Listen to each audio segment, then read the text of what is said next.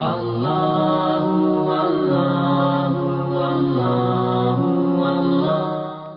جگہ امام کاظم سلام اللہ علیہ فرماتے ہیں کہ رجب شہر اللہ العظیم، رجب اللہ کا عظیم مہینہ ہے، یضاعف فیہ الحسنات، جس کے اندر نیکیاں ڈبل ہو جاتی ہیں۔ عام دنوں میں اگر آپ نے جو ہے وہ 10 روپے صدقہ نکالے ہیں تو 10 مانا جائے گا، رجب میں وہی 10 20 مان لیا جائے گا۔ وَيَمْحُو عَنْهُ السَّيِّئَاتِ، رجب وہ عظیم مہینہ ہے کہ جس میں گناہیں جو ہے وہ گناہ محو کر دیے جاتے ہیں۔ امیر المومنین سلام اللہ علیہ فرماتے ہیں رجب و شہری و شعبان شہر رسول اللہ، رجب میرا مہینہ ہے، شعبان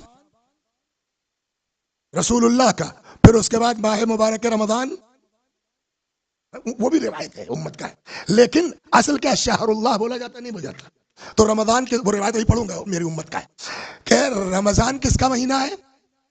رجب مولا نے کہا میرا، رجب و شہری، رجب میرا مہینہ، و شعبان شہر رسول اللہ، شعبان رسول اللہ کا مہینہ، و رمضان شہر اللہ، رمضان اللہ کا مہینہ۔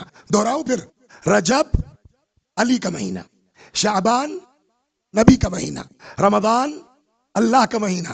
تبھی تو کسی شاعر نے کہا جو علی ملے تو نبی ملے، جو نبی ملے تو خدا ملا۔ تو اب اگر خدا تک پہنچنا ہے تو رجب سے آغاز کرو۔ صلوات بر محمد و آل۔ تو سائیکل چلائی ہے آپ نے کبھی؟